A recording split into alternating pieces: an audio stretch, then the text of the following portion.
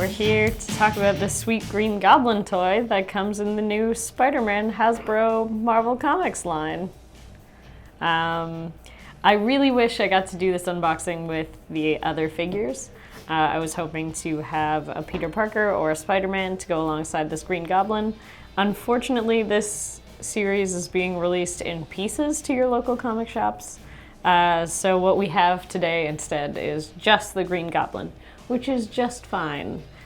Firstly, I'm really happy with the packaging on these figures. They all sort of come with this retro Spider-Man logo, this great sort of blue and purple look to the packaging, the classic blister pack, the nice little stat sheet about each villain or hero.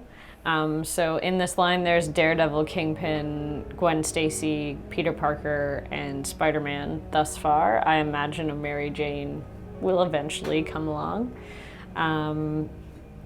So the Green Goblin specifically is the classic costume. I really love the insane color palette they've used for this figure. He comes with an accessory pack of this tiny little pumpkin bomb and also the extra head. So you get the Norman Osborn head with the honeycomb patterned hair, which is a weird thing. They do spend a lot of time with textures on these toys, which I am impressed by. His skin is super duper scaly. All of his clothes have a little bit of like folds and textures. His cute little hat here has all of the folds and textures you might imagine and has this like very zany point on it, akin to sort of the classic look in the comics and in the cartoon.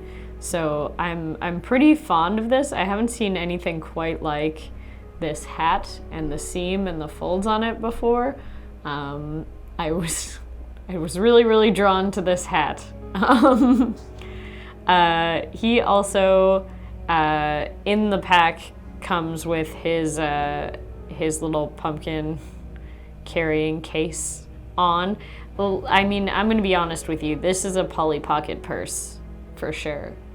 There's no way Hasbro didn't have this purse for something else and used it for this toy. I'm not saying it doesn't work. I'm just saying it's a purse.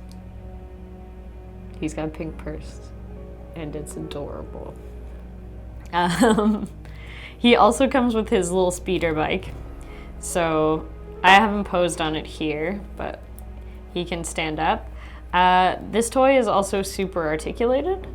Again, really happy with it. It's got all of the knee joints, the hip joints, the little bend in the feet, anything you would expect from a articulated Hasbro toy. It does have this bonus of having two joints here. So one joint at the shoulder, one joint at the bicep. It gives you full range of motion on the arm, which is pretty cool, because usually you sort of wind up with these awkward throwing poses because you can only go up or down and like a little bit sideways. This sort of allows you a little bit more posability, and I do appreciate that, especially with a toy that you might stand up or you might pose on this speeder bike, which doesn't have any pins in it. So you don't have to lock him into like some awkward pins that might fall off. He's just posable enough that you should be able to retain balance, which is pretty insane and awesome.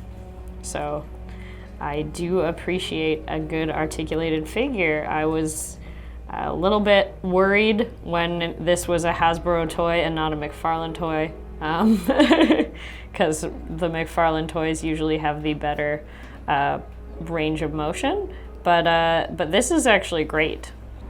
I do give this toy minus some points for the lack of detail on the little glider here. It is very boring to look at. There's no detail in it whatsoever. I know in the cartoon there wasn't, but that's because it was like one of those animated sprites that had to move. in the classic cartoon, and everyone knows from watching things like Scooby-Doo and stuff, if something was going to move, that's the shittiest looking one.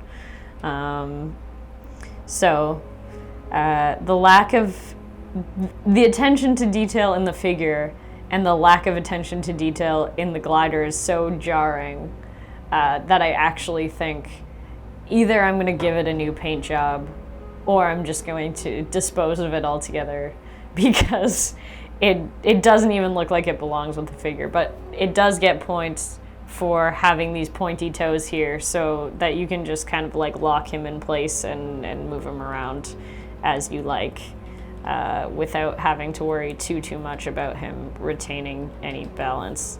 So, and as I said, you can get some good throwing arm action going on here. Both of his hands are grippy. He's got this crazy face and he's a villain, so you can just kind of have him like ready to mwahaha, and that's fine. You don't need extra hands for that. Not having the option doesn't bother me a whole ton. And actually the pumpkin bomb is the right size for the hand, and with this little stink on there, it makes it pretty easy to get it to stay in his hand and not move around. So all in all, this is a really fun figure if you're into the classic Spider-Man villain look. If you're into this sort of like retro techno-pop vibe, these are really good toys for their value. You can get a lot of posability out of them. You have to be okay with this sort of like plasticky, mid-range looking toy. I don't think it's that interesting in the packaging. I think it is much more interesting in the round because of all the details. So I would say that if you're a collector who likes to keep it in the box, it's probably not the toy for you. It's more of a playing with and posing with toy. So this for me is like a very easy 9 out of 10.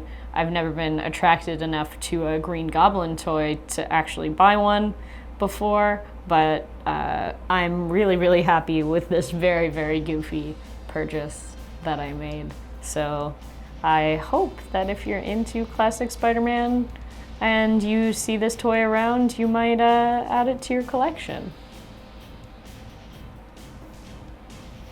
Look at his cute little face.